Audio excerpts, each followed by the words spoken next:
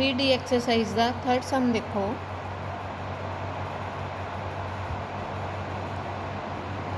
Statement हैगी है साडी sine 150 degree cos 120 degree plus cos 330 degree ते sine 660 degree is equal to 1। ठीक है जी, पहला मैं साइन 150 की वैल्यू फाइंड कर ला। वो की आ जूगी, इनू आपां की लिख सकते हैं साइन 180 माइनस 30 साइन 30 तो साइन 30 की वैल्यू कितनी है, कितनी होंगी है टेबल तो 1/2। ये हो गया। हुण मैं कोस 120 की वैल्यू इन्नी ज़्यादा यूज़ होंगी है कि तुसीं इहनूं याद ही रख लो, ऑरली तुहानूं पता होनी चाहिए है। स्प्लिट असीं इस एंगल नूं किवें कर सकते हैं 180 माइनस 60 तो दैन यदा साइन चैक करने लई आपां क्वाड्रेंट चैक किया 180 minus 60 that is contain in second quadrant. Second quadrant चो कॉस की आऊगा नैगेटिव कॉस 60 वो कितना आ जाऊगा -1/2, यदी भी वैल्यू होगी। नैक्सट मैं कॉस 330 की वैल्यू की आ जाऊगी कॉस 360 माइनस 30। ठीक है, हूँ मैं चैक करूँ मैं किहड़े क्वाड्रेंट आ रही हाँ, फोर्थ क्वाड्रेंट आ रही हाँ। फोर्थ क्वाड्रेंट दे विच कोई आपां एंगल पिछे नूं माइनस किया, फोर्थ क्वाड्रेंट च कॉस की हुंदा पॉजिटिव। ठीक है जी, ये की आ जाएगा मेरा कॉस 30 पॉजिटिव। कॉस 30 की वैल्यू कितनी होंगी है √3/2। उस तो बाद आ गया मेरा साइन 660। वैसे कल मैं थोड़ा करन नूं कहता सी, अज मैं करवाउण लग गई। हुण 660 च सानूं रोटेशन देनी पैनी है पाई नाल। 18 का टेबल लिखो कि किहदे नेड़े आंदा 18 का टेबल 720 3 ते करके देख लो, दोनों ही लै सकते हो, जोड़ा मर्जी लै लो। जे मैं 720 लैनी है तो इनू मैं की लिख सकती हाँ 4π, क्योंकि 4 ते गया है 4π मतलब 720 720 चो मैं किन्ने माइनस करा 720 चो मैं किन्ने माइनस करा कि मेरे को किन्ना आ जाए 660। 660 घटा के देख लेने 12 किन्ना आ जाऊगा 60। ठीक है जी, ये माइनस करे तो आया। फिर क्वाड्रेंट चैक करो।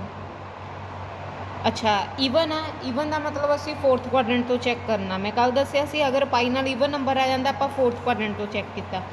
Fourth quadrant minus theta that is contain in fourth quadrant.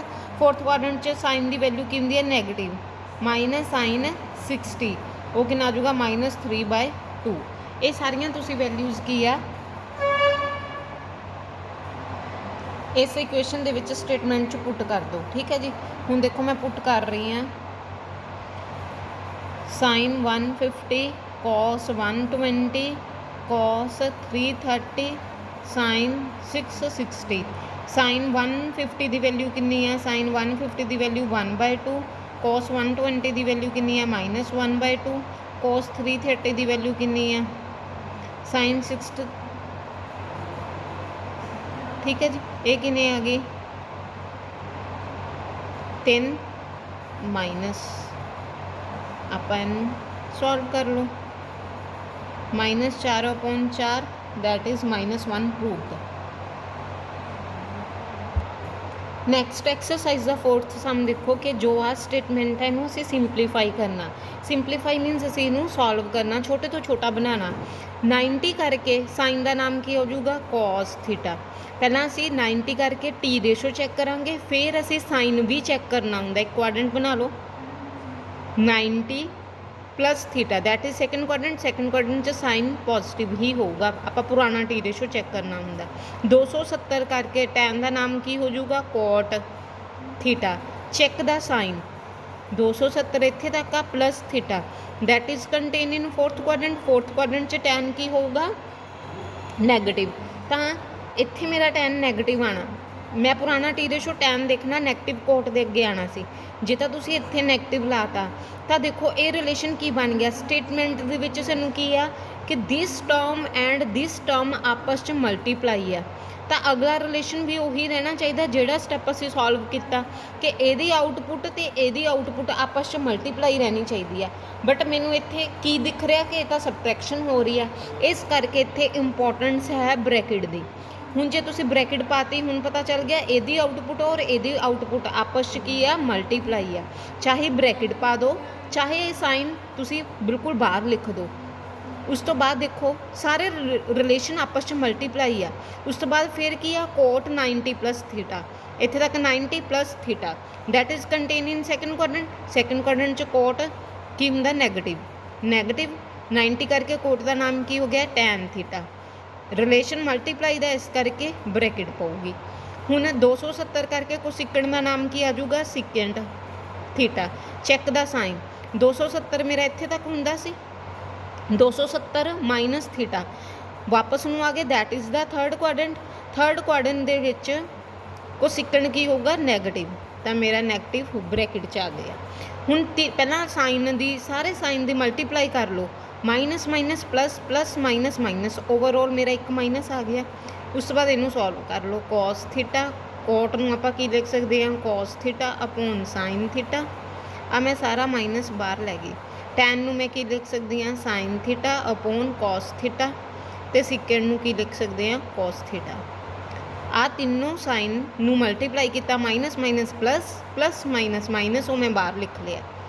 Sign नाल साइन कैंसल हो गया, कोस नाल कोस, आ कोस नाल कोस, माइनस एक मेरा की आ गया answer.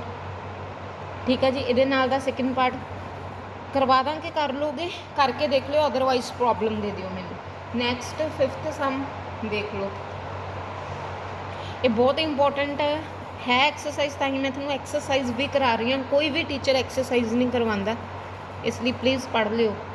Prove that cos 3 pi by 2 plus theta cos 2 pi plus theta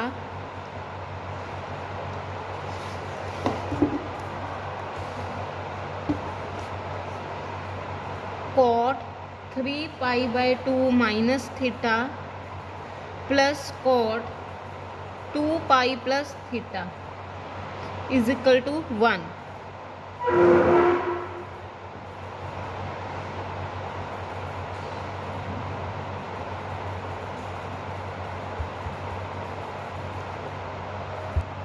आ वाला सम देखो, पहला असीं इनू सिंपलीफाई कर दिए कि 3 पाई बाय 2 का मतलब की हुंदा, पाई बाय 2 मतलब 90, 90 इंटू 3 यानी कि 270 प्लस थीटा। इनू भी असीं की लिख सकते हैं 2 पाई का मतलब की हुंदा 360 प्लस थीटा।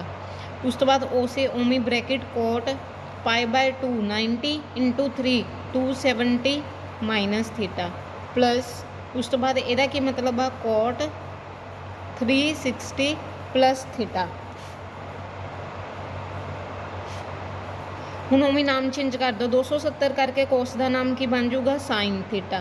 ठीक है जी, चैक द साइन क्वाड्रेंट 270 तीजे क्वाड्रेंट तक का प्लस थीटा मतलब फोर्थ च चल गए, फोर्थ च कोस की होगा पॉजिटिव। उस तो बाद 360 करके कोस का नाम तो कोस ही रहूगा, 360 प्लस थीटा फर्स्ट क्वाड्रेंट च चल गया, वो की होगा पॉजिटिव होगा, तो वो भी पॉजिटिव। मैं ब्रैकेट तां पाती कि इन्होंने दोनों के आउटपुट आपस की मल्टीप्लाई। हुण वड्डी ब्रैकेट 270 करके कोट का नाम की हो जाऊगा टैन थीटा। 270 थर्ड क्वाड्रेंट चो कुछ माइनस किया, अगेन आप थर्ड क्वाड्रेंट च आ गए। थर्ड क्वाड्रेंट च कोट की हुंदा पॉजिटिव ही हुंदा, इस करके पॉजिटिव लगाओ मूहरे चाहे ना लगाओ। 360 करके कोट का नाम तो कोट ही थीटा रहूगा, 360 plus theta that is contain in the first quadrant, ये भी की रहूगा पॉजिटिव। हुण जो दिख रहा वो कर लो, इन्होंने दोनों की आपस में मल्टीप्लाई है साइन थीटा ते कॉस थीटा। इन्हों सॉल्व कर लो कि इन्होंने दोनों असीं की करना एडिशन करनी है। प्रूफ असी कि बराबर करना, थोड़ा उत्थों भी आइडिया ला दो 1, यदा मतलब सारी कुछ कैंसलिंग होगी। इनू भी sine theta upon cos theta लिख लो प्लस कॉट नू cos theta upon sine theta लिख लो। ठीक है जी, साइन थीटा ते cos theta take LCM cos theta sine theta, एक आ जूगी sine square theta cos square theta. ये दोनों की बन गए साइन थीटा कॉस थीटा।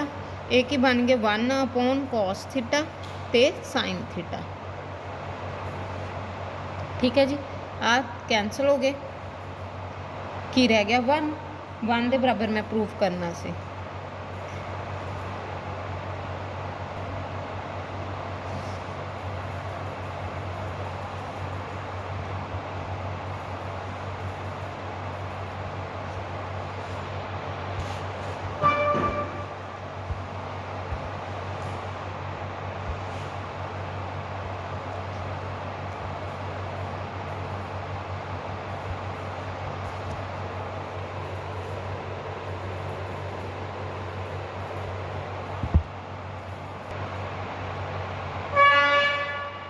हाँ जी, नैक्सट सम देखो, find the x from the equation this.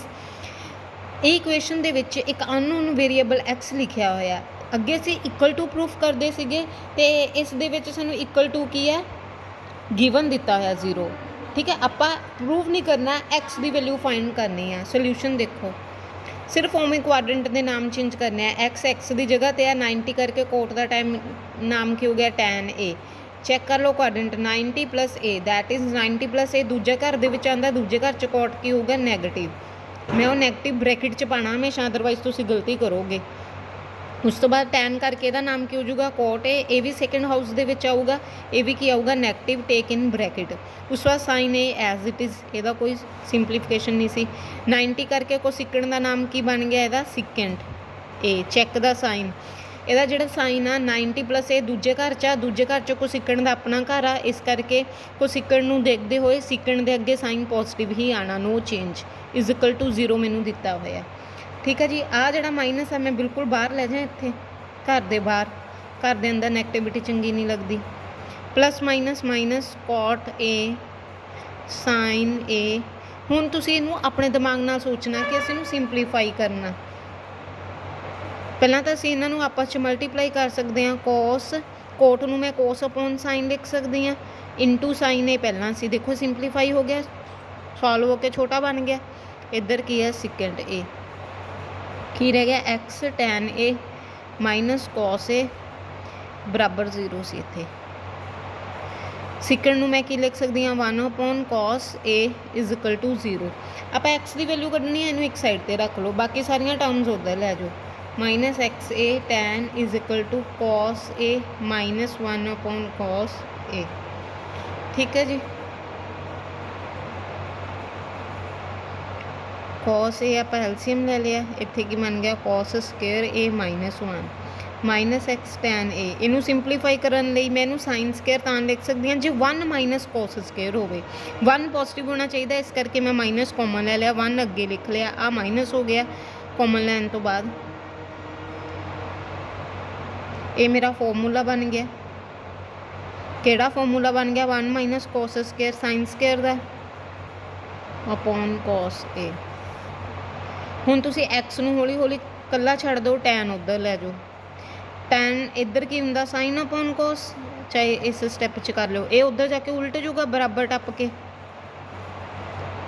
की बन जूगा cos अपॉन साइन। एक साइन इत्थे 2 साइन से, एक साइन नाल एक साइन कट्टिया गया, कोस नाल कोस कट्टिया गया। -x = -sin a, माइनस ना माइनस कट्टिया गया, x किते बराबर आ गई sin a दे। x का साडा जिहड़ा आंसर आ वो कितना आ गया sin a। एक बार सारा सम देख लो।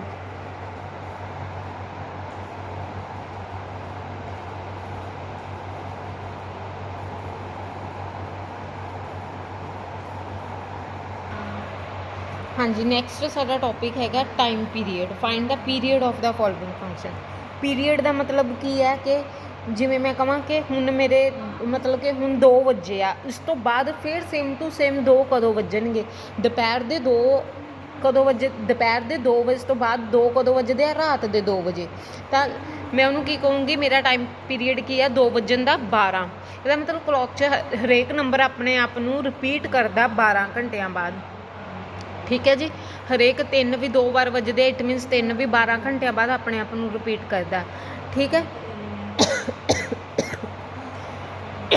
ਸੌਰੀ ਸੇਮ ਇੱਦਾਂ ਹੀ ਟ੍ਰਿਗਨੋਮੈਟ੍ਰਿਕ 'ਚ ਟਾਈਮ ਪੀਰੀਅਡ ਦੀ ਡੈਫੀਨੇਸ਼ਨ ਇਹ ਹੈ ਕਿ ਸਾਈਨ ਦੀ ਵੈਲਿਊ ਮੋੜ ਕੇ ਸੇਮ ਟੂ ਸੇਮ ਕਦੋਂ ਰਿਪੀਟ ਕਰਦੀ ਆ।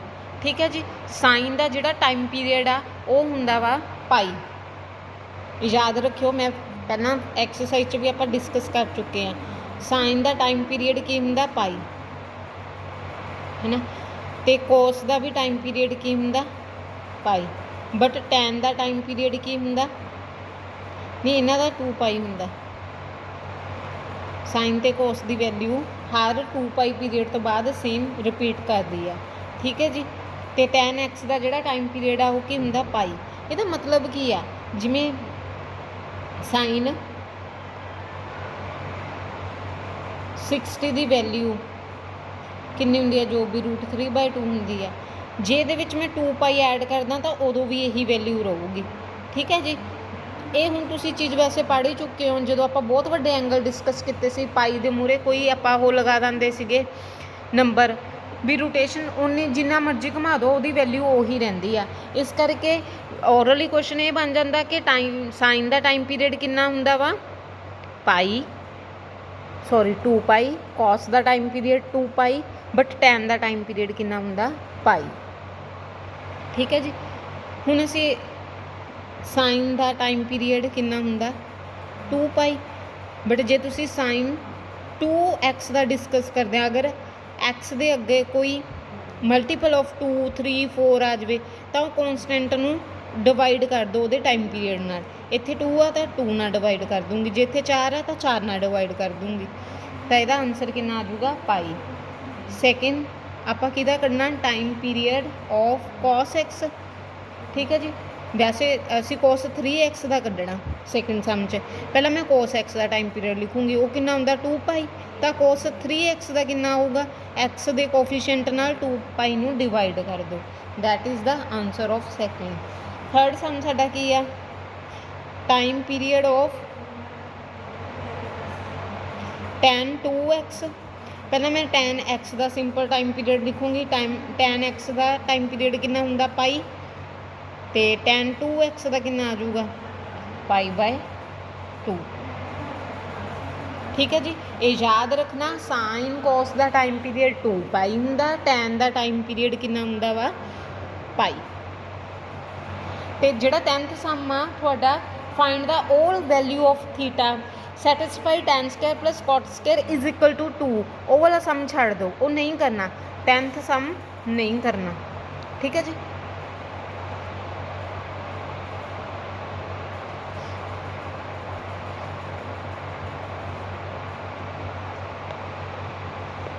ਹਾਂਜੀ, ਨੈਕਸਟ ਸਾਡਾ 12th ਸਮ ਦੇਖੋ। If ABCDB the angle of the cyclic quadrilateral in order, then prove that. ਅਸੀਂ ਆਹ ਚੀਜ਼, ਆਹ ਇਕੁਏਸ਼ਨ ਕੀ ਆ, ਪ੍ਰੂਵ ਕਰਨੀ ਹੈ। ਠੀਕ ਹੈ। ਸਾਨੂੰ ਪਤਾ ਕਿ sum of the opposite angle of cyclic quadrilateral, ਸਾਨੂੰ ਪਤਾ ਕਿ ਕੁਆਡੀਲੇਟਰ ਦੇ ਓਪੋਜ਼ਿਟ ਐਂਗਲ ਦਾ ਜਿਹੜਾ sum total of opposite angle of quadrilateral ਕਿੰਨੀ ਹੁੰਦੀ ਆ? 180। ਠੀਕ ਹੈ ਜੀ। ਓਪੋਜ਼ਿਟ ਮੀਨਸ ਅਗਰ ਮੈਂ ਕੋਈ ਕੁਆਡੀਲੇਟਰ ਹੀ ਬਣਾ ਲੈਂਦੀ ਹਾਂ, ABCD, ਮਤਲਬ ਓਪੋਜ਼ਿਟ ਐਂਗਲ ਕਿਹੜੇ ਹੋਏ? ਐਂਗਲ A ਅਤੇ ਐਂਗਲ C। ਇਹਨਾਂ ਦਾ ਜੋੜ ਕੀ ਹੈ? 180। ਤਾਂ B ਅਤੇ D ਦਾ ਵੀ ਕਿੰਨਾ ਹੋਊਗਾ? 180। ਬਸ ਇੱਥੋਂ ਸਮ ਸ਼ੁਰੂ ਹੋ ਜਾਣਾ, ਇਸ ਤੋਂ ਬਾਅਦ ਤੁਸੀਂ ਕਰ ਸਕਦੇ ਹੋ। ਹੁਣ ਅਸੀਂ ਆਹ ਚੀਜ਼ ਲੈ ਕੇ ਆਉਣੀ ਹੈ। ਠੀਕ ਹੈ ਜੀ। ਇਹਦੇ ਲਈ ਮੈਂ ਕੀ ਕਰੂੰਗੀ? ਪਹਿਲਾਂ ਮੈਂ A ਦੀ ਵੈਲਿਊ, ਕਿਉਂਕਿ ਇੱਥੇ ਇਕੱਲਾ A ਚਾਹੀਦਾ, ਪਹਿਲਾਂ ਇਕੱਲੀ A ਦੀ ਵੈਲਿਊ ਨਿਕਾਲ ਲਓ। ਫਰੋਮ 1 A ਦੀ ਵੈਲਿਊ ਕਿੰਨੀ ਆ ਜੂਗੀ? 180 ਮਾਈਨਸ C। ਫਰੋਮ 2 ਤੋਂ ਮੈਂ ਸਿਰਫ A ਅਤੇ B ਦੀਆਂ ਵੈਲਿਊਜ਼ ਨਿਕਾਲ ਰਹੀ ਹਾਂ। B ਦੀ ਵੈਲਿਊ ਕਿੰਨੀ ਆ ਜੂਗੀ? 180 ਮਾਈਨਸ D। ਠੀਕ ਹੈ ਜੀ। ਹੁਣ ਅਸੀਂ ਕੀ ਕਰਾਂਗੇ? ਜੋ ਮੈਂ ਪ੍ਰੂਫ ਕਰਨਾ ਹੈ ਦੇਖ ਲਓ। ਆ 180 ਮਾਈਨਸ C ਆ ਨਾ, ਆ 180 ਮਾਈਨਸ D ਆ। ਜੋ ਪ੍ਰੂਫ ਕਰਨਾ ਉੱਥੇ ਜਿਵੇਂ 180 ਮਾਈਨਸ A, ਚਾਹੇ B ਆ, ਚਾਹੇ C ਆ, ਚਾਹੇ ਜੋ ਵੀ ਆ, cos ਆ ਰਿਹਾ ਦੋਨਾਂ ਦੇ ਅੱਗੇ। ਮੈਂ multiply both side by cos ਕਰ ਦੂੰ ਇਨ ਇਕੁਏਸ਼ਨ ਨੰਬਰ 1। ਠੀਕ ਹੈ। ਉਹ ਕੀ ਆ ਜਾਏਗੀ? cos A। ਇੱਥੇ ਕਿੰਨੀ ਆ ਜਾਊਗੀ? cos A। ਉਸ ਤੋਂ ਬਾਅਦ ਕਿੰਨੀ ਆ ਗਈ? cos B तो इधर भी कितनी आ जाऊगी cos b। नैक्सट इनू मैं क्लीयर करके लिखन लगी हाँ cos a is equal to cos 180 minus c। इनू आपां की लिख सकते हैं cos b is equal to cos 180 minus d। Then cos a की वैल्यू सॉल्व कर लो 180 सैकेंड क्वाड्रेंट च कंटेन कर लिया माइनस c दैट इज़ कोई थीटा सैकेंड क्वाड्रेंट च आ गया। cos c इत्थों यदी वैल्यू फाइंड की cos b 180 माइनस d मतलब कोई एंगल असी सबट्रैक्ट किया that is contain in the second quadrant. Second quadrant च cos की वैल्यू की होगी d। तो एड 1 एंड 3 इन्हों दोनों की एडिशन कर दो इत्थों देखते हुए।